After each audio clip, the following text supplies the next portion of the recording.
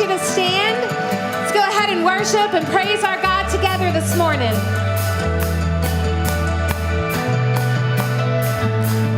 Living's got its options. Find me on the side that's all in. If faith requires actions, even if it's blind, I'm going to every question. You are what I believe. Wherever you're going, God, that's where I want to be. You dare me to move where I can't see, ready to do what used to scare me. Faith is a step into eternity. If you want Him, say you're all in. Dare me to move where I can't see, ready to do what used to scare me. Faith is a step into eternity. If you want Him, say you're all in. If you want Him, say you're all in. If you want Him, one moment in your presence, this is where the life change begins. It's like a chain reaction. All it takes is one spark to spread. To every question, you are what I believe. Wherever you're going, God, that's where I want to be. You dare me to move where I can't see, ready to do what used to scare me. Faith is a step into eternity. If you want Him, say you're all in. Dare me to move where I can't see, ready to do what used to scare me. Faith is a step into eternity. If you want Him, say you're all in.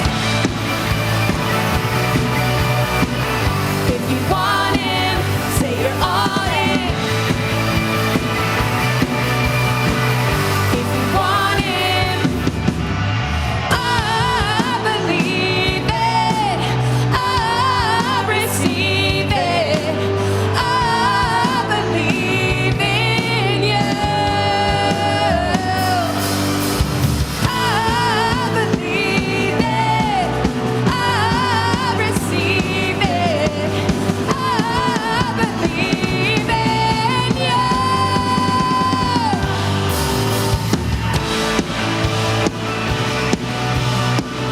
If you want Him, say you're all in. Come on. If you want Him, you dare me to move where I can't see, ready to do what used to scare me. Faith is a step into eternity. If you want Him, say you're all in. Dare me to move where I can't see, ready to do what used to scare me. Faith is a step into eternity. If you want Him, say you're all in. Woo!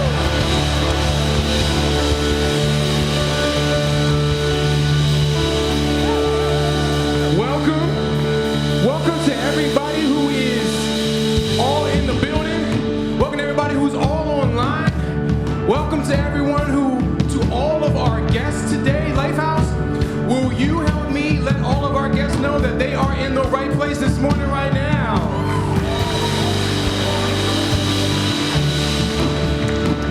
Listen, if you're a guest, I cannot wait cannot wait for our most favorite part of the day, where we invite you to come up on the stage and you share with us your entire life story. I'm just kidding. Just part of your life story. I'm just kidding.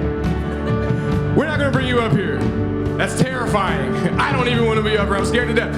Listen, what we do want to do, though, if you are a guest, is make sure you know that you are here on purpose today, that we believe that God directed you here. If you came to church, this is your first time coming to church, you didn't come here because you were bored. You could go to McDonald's if you were bored, but you came here. And that means that maybe you know about church and God is directing you to a new one. Or you've never tried church, you've never tried God, and you're here today. Oh, that means a lot to us, that you would choose us to do that. And then you get to hear this fool run his mouth. You're in the right place. Let us thank you for giving us a try by giving you a gift. All I really want you to do today, if you're a guest, is when the service is over, just head to the area in the lobby called Next Steps. We got a team out there that's going to help you get connected. We're going to give you a gift, totally free, no strings attached, because we just want to say thank you for being our guest. If you're online, all you got to do is fill out the Connect card in the comments, and I'm going to send you that thank you gift in the mail. It means so much to us that you're here with us. Thank you and welcome. Guys, ladies, gentlemen, is anybody else ready for summer? Me and Shalisha are heat people. Like we love the palm trees. I love summer. Get this sweatshirt off of me. Okay? So we got some big things. If the summer's here, that means we're doing some stuff, okay? So coming up in the summer, we got some important things. One, June 2nd is baptism right here on a Sunday. Now you know how much this means to us. All right, summertime isn't just about getting in the water at a swimming pool. No, it may be time for you to get into the water and show the world and the community around you that Jesus is who you about. And if that's you, you can sign up today. All right, I believe there's a QR. There it is. Hit that QR. You can also talk to our Next Steps team. But if it's time for you to sign up to be baptized, let's go. Don't hold back. Go all in with Jesus. Get in the water. Let's go. All right. So also, we don't waste the summertime. Summertime's a great time to connect. And so we're launching our Summer Connect groups today, okay? We're looking for people to join the Summer Connect group. We're looking for people to lead a Summer Connect group. That may be you. Find out about which one it is for you, all right? I think we have another QR, am I right? I love it when I'm right. I didn't even do my homework. I just knew it was up there. I just knew it was up there. Now that same QR is also in the lobby on the wall. You can scan that. You can find out. We have a table designated for life groups out at Next Steps with our Summer Connects promotion. Go get connected, y'all. Hang out this summertime, okay? Look, we're about to go into a song that talks about how God provides. So before we go into more worship, I'm just curious. You're allowed to say this. Make some noise if worship is one of the most important parts to you in a church service. I just want to hear it. I mean, Patrick can get up here and just read the preamble, and you're like, as long as I can worship. You know what I mean? No, it's all important, right? Receiving His word is worship. Living it out is worship. Using your voice to express to God how you feel, worship, man, it's so important. But also giving to God what we have. That's an important part of worship, you guys. We want to take this moment before we go into singing. And let's talk about what we're bringing. Let's worship God with giving. Take a moment right now. The ways we give are up on the screen. Do you know that when you give, what you're saying to God is, God, I trust you to be my provider. I trust you. Ain't it scary to trust? We can't trust people that we actually see. And God, we can't even see Him. And He wants us to trust Him. Oh, but if you do, trust in God. Are you ready for the adventure of a lifetime? Trust God. Trust God.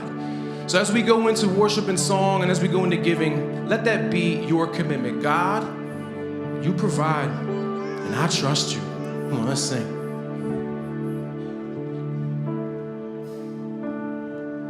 I have expectations because I know my Father, the author of salvation. He always provides.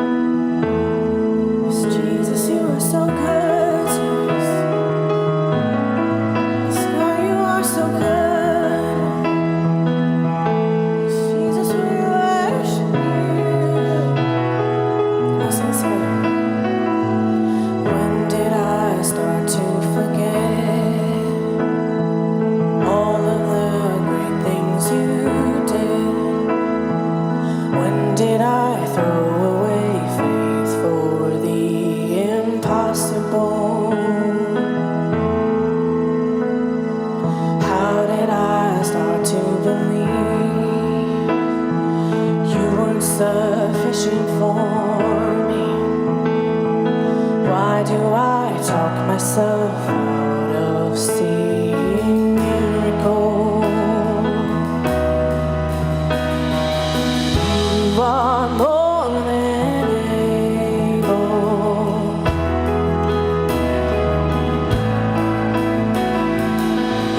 You are more than able.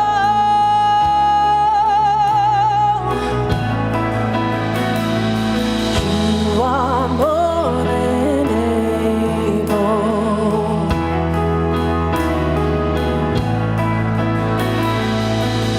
You are more than able.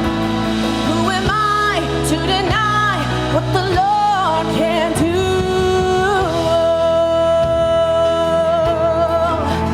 Sky will open.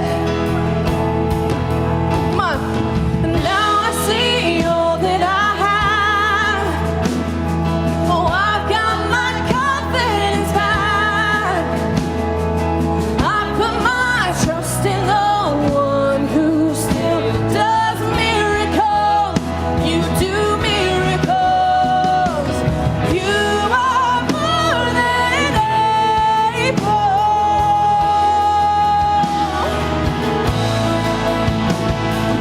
You are more than able.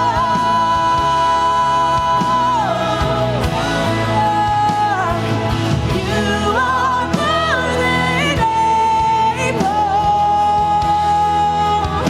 God, you are. You are more than able. Who am I to deny what the Lord can do? Come on. Can you imagine, with all of the faith in the room, what the Lord can do? What the Lord can do.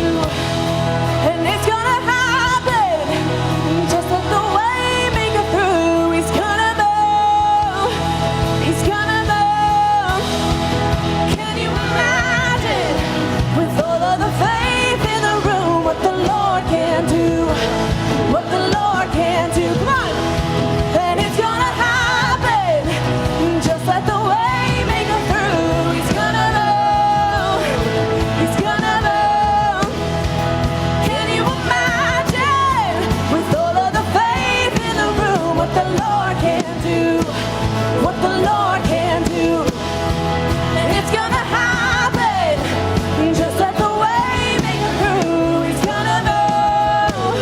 Come on, let's declare it together. Say, anything is possible.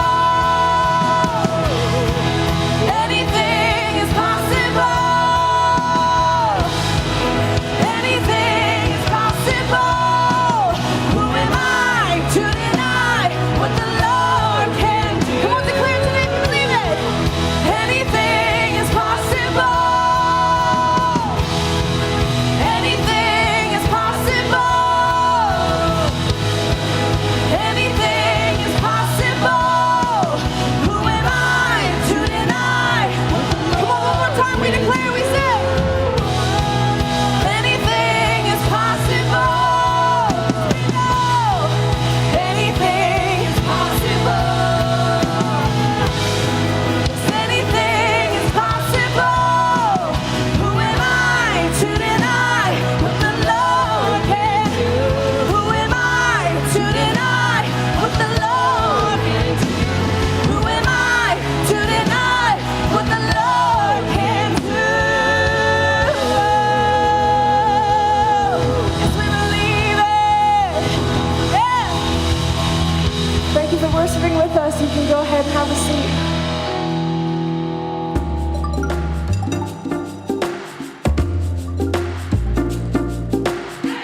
We don't have the time. We're living the good life. We don't have the time. We're living the good life. So, what's the good life? What does it mean to be rich? And how would you know you're rich if you became rich? I mean, there's no way that all of you haven't played the same game I did when I was little, or my kid. I know I've heard my kids doing this. Like, if you won the lottery, what would you do with all that money? Like right now, I don't know, maybe some of the big lottery ones are like several $100 million. And so what would you do if you had $500 million? No, that's just me in my house. He said, we just give it all to Lifehouse. Hey, it was great having you at church this morning. You all have a great day. That's it. That's all you need to know. No, what would you do? I can tell you that my son, who, I think he's going to become an engineer. He created a monster truck in his mind. It's a 6x6. So it's got, and all, meaning it's got 3 rows of tires. And then I was Googling and I found it. And I said, hey, was this what you were imagining? And he's like, so for him, you're rich if you own a 6x6. By the way, if you have one, please see me after, because I'd love for you to show it to my son. He would be like, he would just lose his mind, and he knows you're rich. Some of you, like when you played this game, you're like, man, if you have a pool, you're rich. When you were a kid, if you have a pool inside and outside, I didn't grow up with video games. Like my parents were like, that will rot your brain. And this is how I think you end up in full-time ministry, because you have nothing else to do. We gotta memorize scriptures and stuff. But so all of my friends who had video games, they were rich. And we didn't, so we were poor. You have like you had a mindset when you were young of what it meant to be rich. And then some of you went off to college, and then you had no food, and you were eating ramen noodle soup, and somebody who could afford to go out to a meal was rich. And then you got out of college, some of you got out, and you had a whole bunch of college debt, and you were driving a beater car. And so somebody who had like a decent new car, they were rich. Some of you didn't go to college and you thought, man, people who go off to college, they're rich. You didn't know that they were just like deep in debt. You see what happens then, right? And then some of you became rich, but you didn't know you were rich.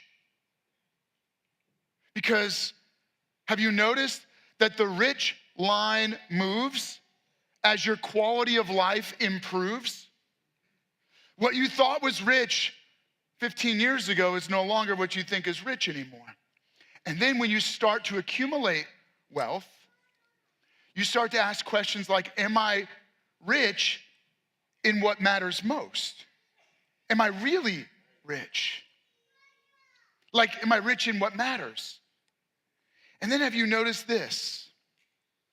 That you won't know you're rich if you don't know what it means to be rich in what matters most.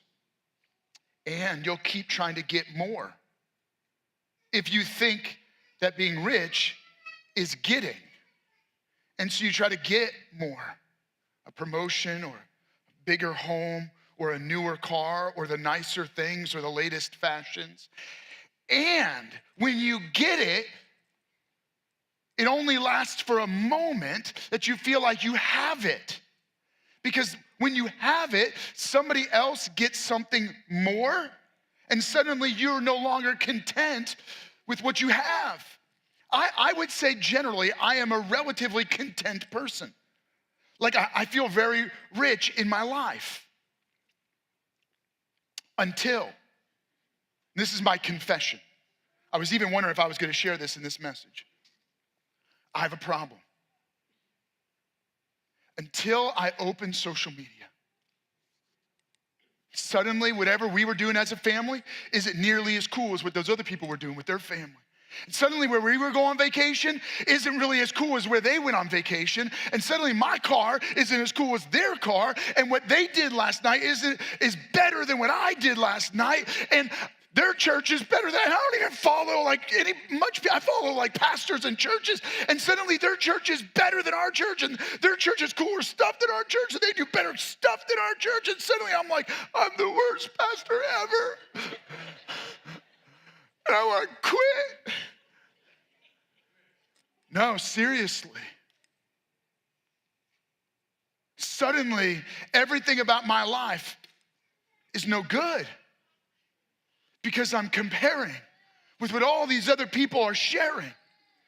And I've discovered that the greatest enemy to contentment is comparison. We need to pause. Seriously. You're caught in a trap of getting, thinking it will make you rich.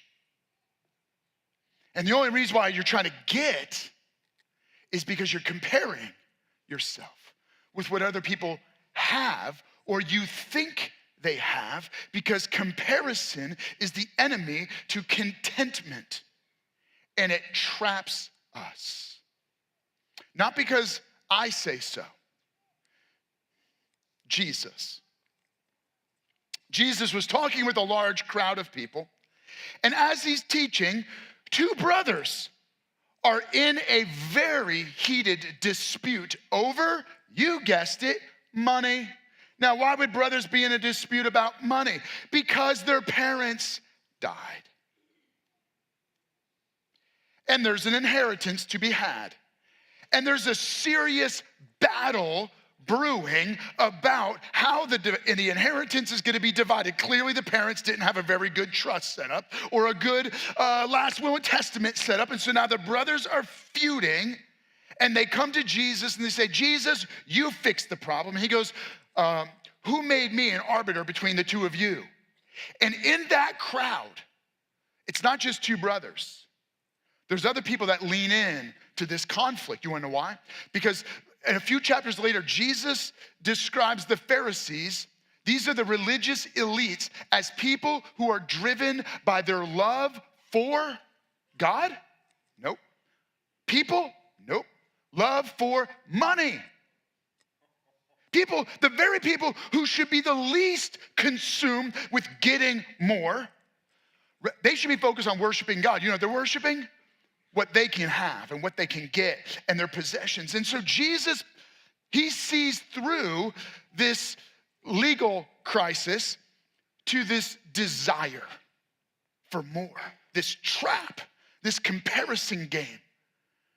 And so he just pauses, and the story is included by Luke in his gospel account in chapter 12, where it reads this way, verse 15. He says this, then he said to them, watch out, like alarm bells going off, a siren, a smoke alarm going off. Watch out.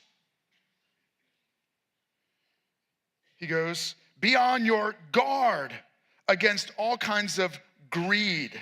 That's the trap, and that's the comparison game. I want more, and I see what you have, and I want that. Life does not consist in the abundance of possessions. He goes, your life is not defined by what you have. Your net worth should not be your self-worth. You are not the sum of what you possess.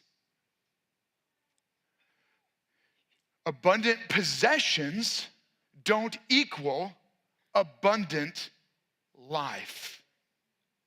You can have a whole bunch and not be a whole bunch. I feel like each time I say one of these lines, I need to just pause, because I want it to settle into your heart. Look, I've had the privilege of being in vocational ministry a long time, 25 years now. In fact, next week, Laura and I are gonna celebrate our 25th wedding anniversary. Thank you. I really just worked that into the sermon just so you would respond that way. But that also, we actually got married 2 weeks after I started in full-time ministry. So we've been both in full-time ministry 25 years and married 25 years. And you know, there's something I've observed. This is why I'm slowing down in this sermon. The number one hang up I have seen that people have in their ability to be surrendered and followed Jesus is their grip on stuff. Because when you think you've got a grip on stuff, it has a grip on you. You're not holding it, it's holding you.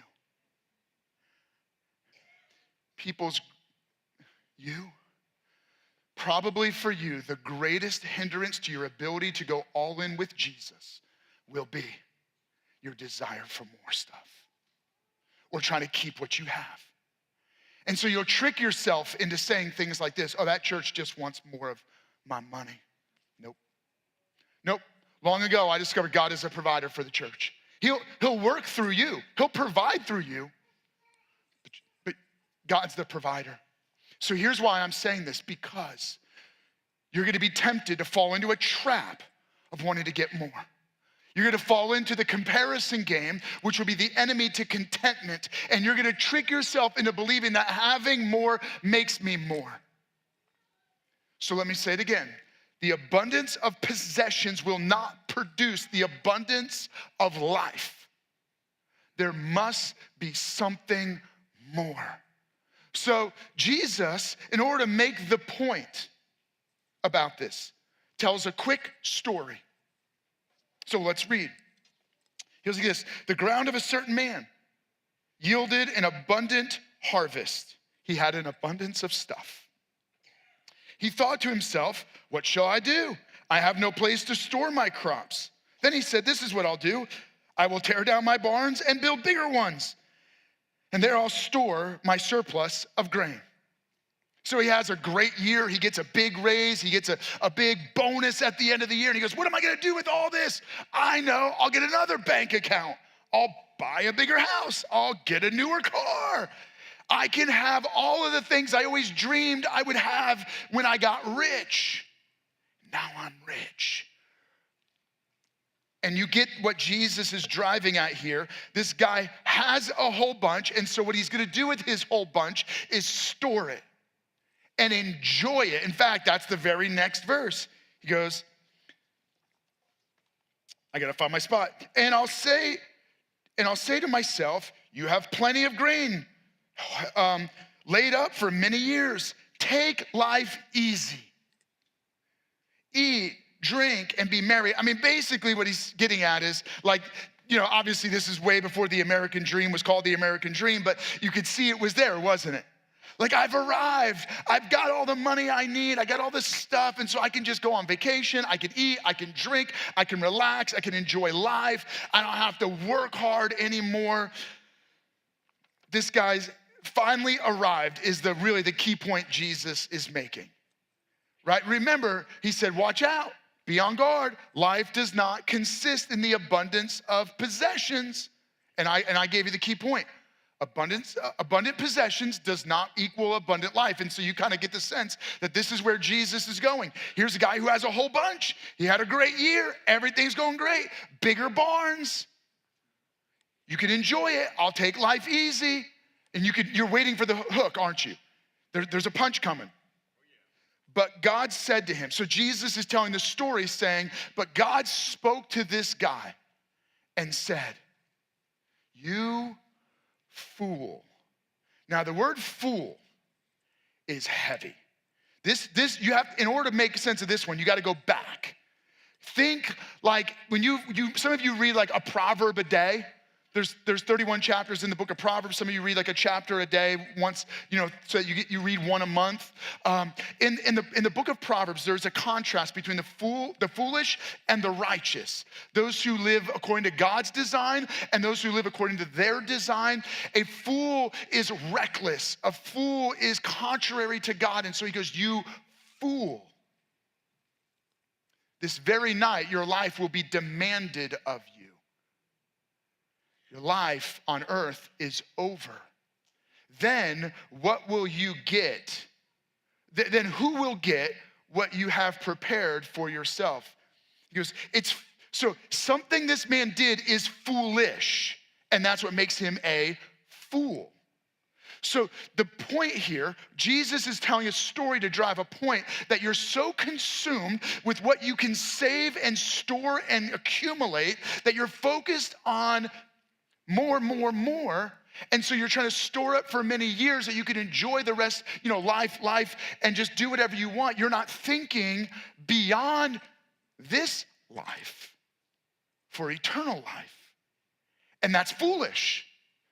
When you're thinking only about storing what you have and having more and bigger, that's foolish. Did you catch it? Did you see the same thing I saw? Okay, so what's the key here? What's the key thing? To not be foolish means we need to focus on gaining true riches. Did you get it? Accumulate true riches rather than building bigger barns to store more of your stuff. Gain true wealth. So if you had $500 million, what would you do with it that would be truly a rich way of handling it? How would God want you to handle $500 million? Now, hey, by the way, if you have it, by all means, we got kingdom builders. We got, hopefully you're tithing. No, here's the key thing. Here is what it means to truly be rich. You want the hook? You want the key? True riches are based on becoming, not belongings. It's who you are, not what you have. I have struggled with this one. And I have a dear friend who made me struggle with this one. Can I just tell you, I'm gonna say this like with all tenderness. Again, it's one of those lines I wasn't sure if I was gonna share, but in front of you, I'm like, you know what, this is appropriate, I think. I have a friend who he's not, doesn't come out to church, wouldn't call himself a follower of Jesus, but we still meet regularly. And we have for probably almost 20 years. We meet regularly over breakfast. And he handles a lot of money. And one day he leaned over the table to me and he said, Patrick, I can think of about 3 people in my life that I consider to be the richest people I know. And you're one of them. Now, this is a guy who interacts with like tens and hundreds of millions of dollars. He doesn't share it with me, but he said, you're one of the richest people I know. And he explained. He goes, because you already have everything all these people that I interact with are trying to get. And I left that breakfast wrestling with whether I believed him. Because I open social media and I don't feel rich. And I interact with other people and I start comparing myself and I don't feel rich because I forget that true riches is becoming, not belongings. It's who you are, not what you have. And you're gonna struggle with this. You wanna be rich? Focus on being. Focus on becoming. Don't focus on stuff. All that stuff, if you got it, would still not make you feel like enough. And you'd have to get more to feel like more, and it would never work. Why do you think in the world we live in today, there's endless striving? How could people be multi-billionaires and still destroy their marriage and destroy their kids because it's never enough? They don't feel rich, and because they don't feel rich, they don't know how to act rich in what matters most. So in order to drive this point home, just a few chapters later, Luke includes another story of Jesus interacting with somebody who was very rich. So this guy is called the rich young ruler. So he's got several things going for him. He hit the jackpot young. So this is like one of those guys that started like a tech business at a young age and retired at 30 years old. And now he got elected to be the governor of his state. So he's young, he's rich, and he's powerful. These are the people that blow up as influencers on the social media, right? So Jesus tells a story in Luke chapter 18, or Jesus responds, I'm sorry, not a story. Jesus responds to this guy. A certain ruler asked him, "Good teacher, what must I do to inherit eternal life?" So Jesus says to him, well, how do you read the 10 Commandments? How do you read the commandments? And he gives him a few. He goes, well, you want to inherit eternal life? Honor your father and your mother, do not murder, do not steal. And the man goes, he goes like this, and it's recorded also in Matthew chapter 19. The man replies, all of these things I have kept, the young man said. I've done all of that. This is an important question. This is what he asks Jesus. What do I still lack? There's something still missing inside of me. I'm young, I'm rich, I'm powerful, I'm doing the right things. Something is still missing inside of me. And what he really is getting at is this. You could say this guy has a lot going for him. I mean, it's not just that he's rich, young, and powerful. It's that if you interacted with this guy, you would be impressed. Because he's humble, isn't he? He's humble enough to go, I have all of this going for me, but there's still something missing. You would like him. You would have liked him because he wouldn't have tried to impress you. He'd have been the kind of guy that had been like, yeah, I don't have it all together. Man, there's still gaps in my life. I'm striving, but I'm missing the mark. Right? Like, he's emotionally healthy. He's alert to the fact that he doesn't have it all put together. He's self-aware. But he's making an egregious mistake because he thinks that it's one thing that he lacks. And that if he could add that one thing to what he already has, that one thing added on will make him enough. Did you get it? He feels like he's at the rich line and he's right there. And if you could just get him that one more thing, he would cross the line into eternal life. When Jesus heard his response, we're jumping back to Luke chapter 18. When Jesus heard his response, he said to him, you still lack one thing. Yeah, it's just one more thing. Sell everything. Do you get it? Yep, you lack one thing. Get rid of everything in your life that you thought got you really close to the line. Sell everything you have and give it to the poor, and you will have treasure in heaven. Then come follow me. When he heard this, the rich young ruler, he became very sad because he was very wealthy. What is Jesus getting at here? He's trying to make a critical point that the difference between being rich and poor in eternity is not one more thing added on. It's not everything in my life plus Jesus. Everything in my life plus religion plus church. Jesus says, get rid of everything, follow me, and you'll have everything you need. What's the key? Getting more of what's temporary will never give you more of what's eternal. Pause. Catch that.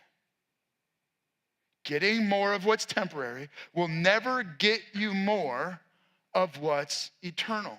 In essence, we need more of what is eternal, not temporary.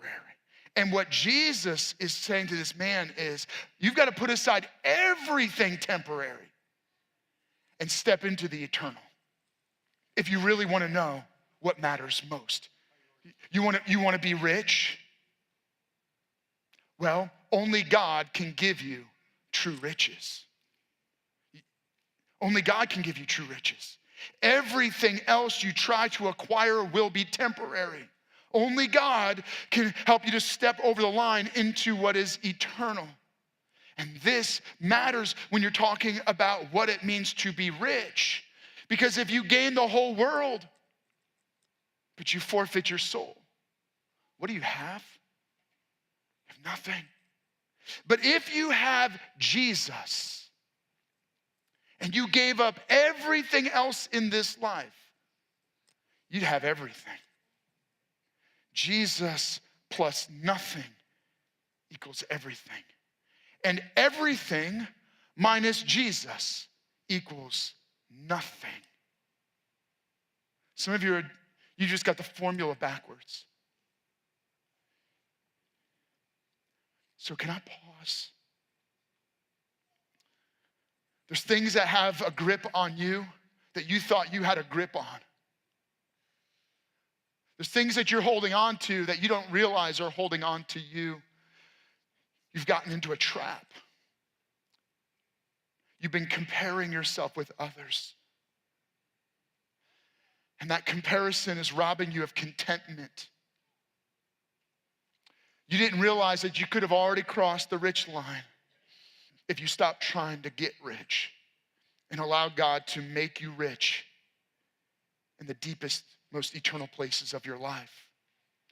The key is this: Jesus didn't come just to teach God principles, but to invite us into relationship with God. Jesus steps from heaven to earth because he knew that you and I lived with an eternal debt. It's not just that we're poor, it's that we are bankrupt. Every one of us bankrupt. That's why we're trying to get.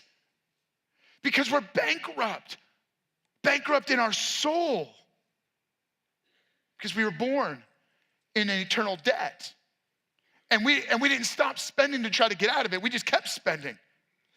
With sin, sin is a rejection of God to pursue our own desires, do what we want, which leads to an eternal debt. And when you go into eternity with a forever debt, you're trying to pay it off with punishment. Forever. Only always paying the minimum balance. That's a pretty big debt.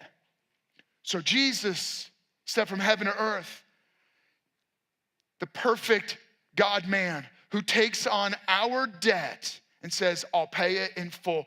This is why when Jesus is dying on the cross, he cries out, it is finished. The debt is paid.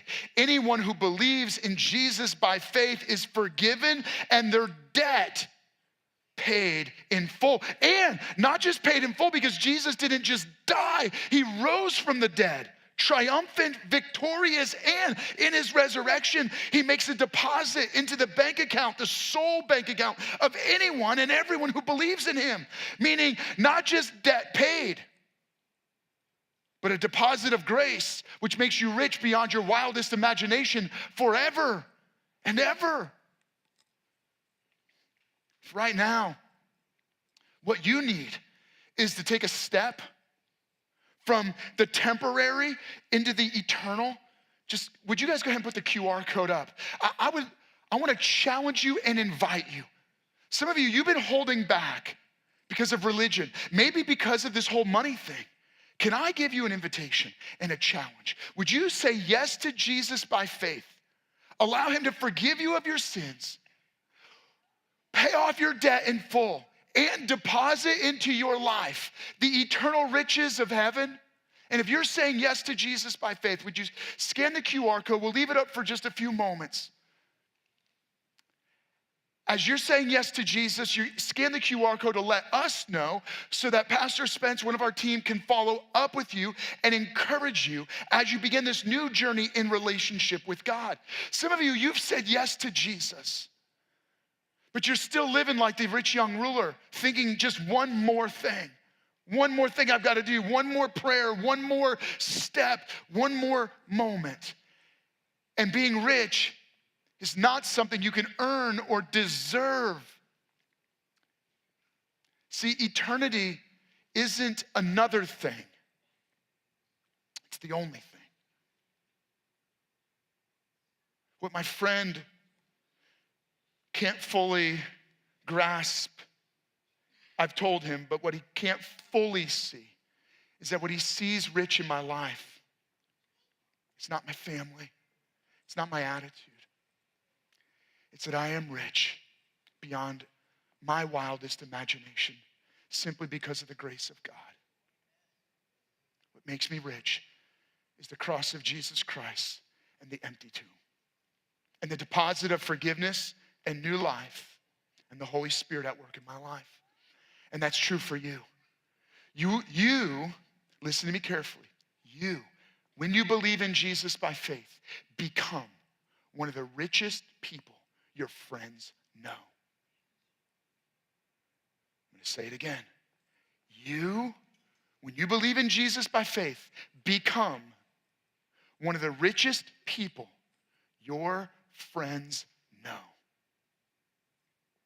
So let's wrap this up with a few practical comments about how you respond in light of that. Well, where you get your riches determines where you store your riches. This guy got his riches from the field, right? He had a big harvest, so he stored them in barns.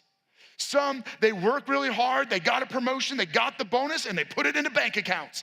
Where you get your riches determines where you store your riches. But if our riches come from God, then I store them in heaven. I store them in others. See, you will either see everything you have as a gift from God or as a God. Did you catch it? Me, either what I grip grips me, or it's a gift from heaven. Either it's the grace of God at work in my life, which is, it's a gift, or this stuff becomes my God. And I worship with my endless hours and my greed and my envy. So here's the key. True riches are being made right by God and living right for God. True riches are being made right by God, right? That's when you believe in Jesus by faith and you're no longer trying to earn or deserve, trying to be good enough or trying to be enough. Made right by God. And then we live right for God. God, how can I honor you? How can I serve you with my life? I'm not doing it to try to earn anything. I'm not trying to earn God's love, but because I have God's love, I live differently. When you begin to live differently, you're living rightly. You're living richly. Something begins to change inside of you, and this is it. There's nothing, when you are rich because of God, when you're rich because you've been made right by God and you're living right with God, here's what happens. There is nothing you could get that would add value to you. There's no raise, there's no promotion, there's no bonus, there's no new education, there's nothing you could accumulate that would make you more. And there's nothing you could lose that would make you less. No bankruptcy could bankrupt your soul. No foreclosure, no debt could ever make you less before God because you're rich. Jesus concludes that story he told in Luke chapter 12 with this statement. This is how it will be for whoever stores up things for themselves, but is not rich toward God. What is Jesus getting? He goes, this man just built bigger barns and stored up, and his goal was to store up for himself so he could enjoy life and have a bunch of parties. And Jesus goes, this is how it's gonna be. God shows up and says, you fool, your life is gonna be demanded up from you today. Then who will get what you prepared for yourself? He goes, what a foolish way of living. What an impoverished way of thinking. See, because true riches are from God and for God. And what does that mean? Well, that means this. True riches are what we give, not what we get. Did you catch it? Because what I receive from God, I pass on to others. Why? Because there's an abundance. I have an abundance mentality. God is not impoverished with forgiveness. Right? Like God has more than enough forgiveness. He can give it to you today and he'll give it to you tomorrow, which means you can give it away and still have more. God's grace. You can receive God's grace, and if you share God's grace with someone else, you won't become less. You can receive new grace tomorrow. God's mercies are new every morning. See, God is rich toward you and you can be rich toward others. So true riches are what you give, not what you get and accumulate. I hope this message sinks down into someplace deep inside of you. Down into that place in your soul where you define yourself. Too many of us have fallen in the trap of defining our self-worth by our net worth. Too many of us, guys, have defined who we are by what we do. We put our value in how much we make. Too many are looking in the mirror at what they wear or what they have and thinking, this is who I am. And when you start thinking deeply in the soul place of your life, I hope that you find your value in eternity, in your relationship with Jesus, in the fact that when you believe in Jesus and you begin to store treasures in eternity, it's what you give, not what you get, that you are rich beyond your wildest imaginations, and you have become one of the richest people the people around you know. Start acting rich. Start being rich in what matters most. So I'm not just gonna pray over you. I'm gonna do this one a little different. There's an old Puritan way of praying where they would clench their fists, thinking about the stuff they've held onto. And as they prayed, there was a letting go. Don't do it just yet. We'll get to that. I want you to think about the stuff that you've been gripping that has a grip on you. I want you to think about what you need to let go and receive. We have a prayer team that's gonna be available as we go into this song. We're gonna have a song that you can listen to for the first few moments. Here's what I want. We believe that God's Spirit is present in this place. God's Spirit wants to speak to your heart in a way that only He can. In the deep recesses of your heart where only God knows what's going on. Would you allow Him to speak to you? To show you what you're gripping and you need to let go of? And show you what you need to receive from Him today so that you can know that you're truly rich? I hope that you leave having received the deposit of heaven. You need someone to pray with you, there's a prayer team available. They'd love to pray with you. People who believe that God will move on your behalf and on behalf of those you love. But as we go into this song, would you take a few moments just to reflect? Let the words speak to you. Let God's Spirit speak to you.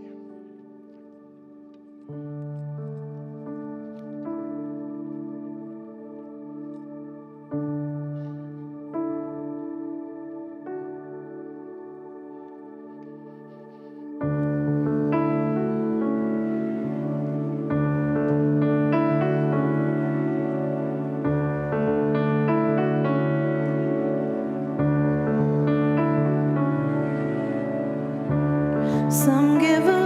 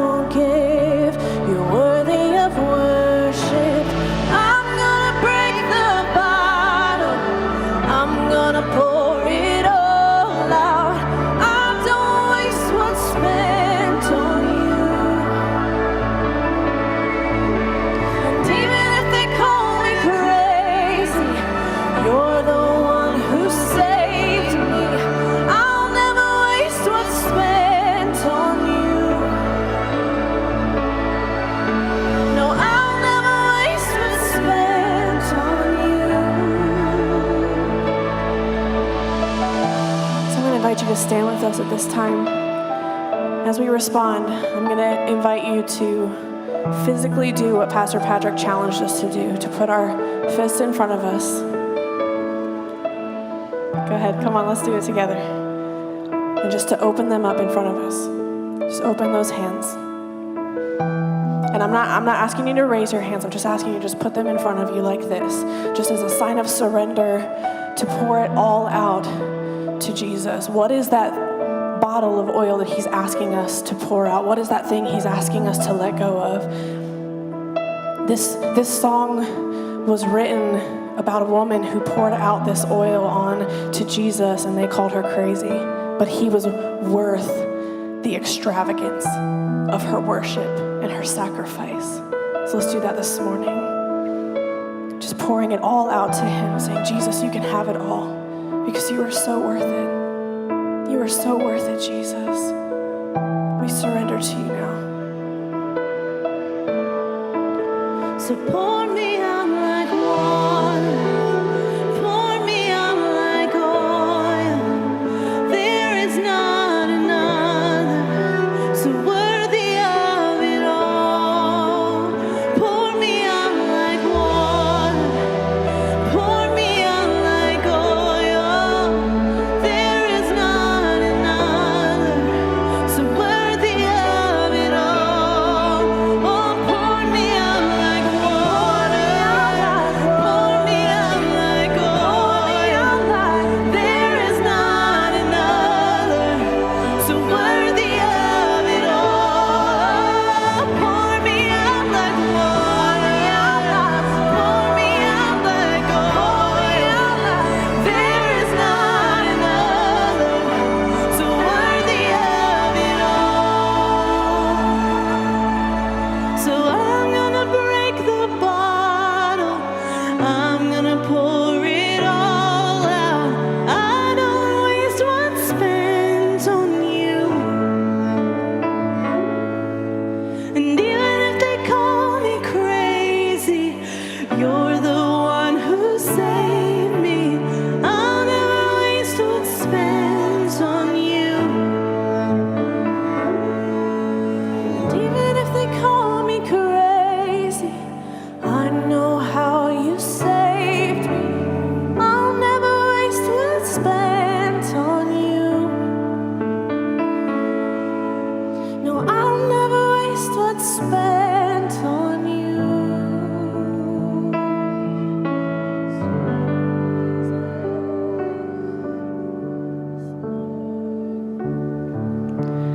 Dear God, we pour our praise before you. We surrender everything to you, God, and we thank you so much for this reminder that our true riches are found in you and in the hope of eternity.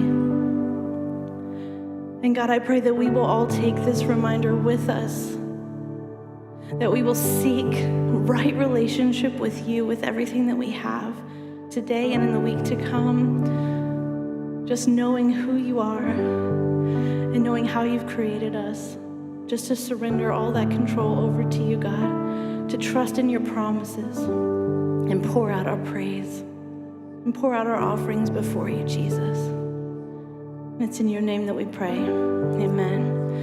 Lifehouse, thank you so much for joining us today. We know that next week is Memorial Day weekend, but we hope that you'll take part of your weekend and join us. We're going to be hearing from Pastor Spencer next Sunday, so we hope to see you back here next Sunday. Have a great week. Thank you so much for joining us, Lifehouse Online. Remember, you guys are the online campus. This is your online community, so have community while you're in the service. Use those comment and chat boxes to talk to one another, send emojis, enjoy what's happening in those comments. Also, keep an eye out. That's where we send important information like links and resources. So whenever our hosts put those things in there, go to those, use those. We want you to completely experience a Lifehouse experience, which goes beyond the weekend service, remember that if you don't have the Lifehouse Church app, you need to get that. The Lifehouse app is how you go beyond just the service for very important things. The study guide is on there. There's other resources on there, connections, announcements, and you can give that way. Yes, this is your campus. Please feel free to join us in giving to the online campus. You make this happen. Also, give an invite to someone. Remember, if you enjoy the online experience, so will somebody that you know. Send them the links, invite them to join you online. We believe that everyone can know God, find family, and make a difference. So, you know where to find us at, right here at the same digital place, at the same time next week. Can't wait to see you, Lifehouse Online.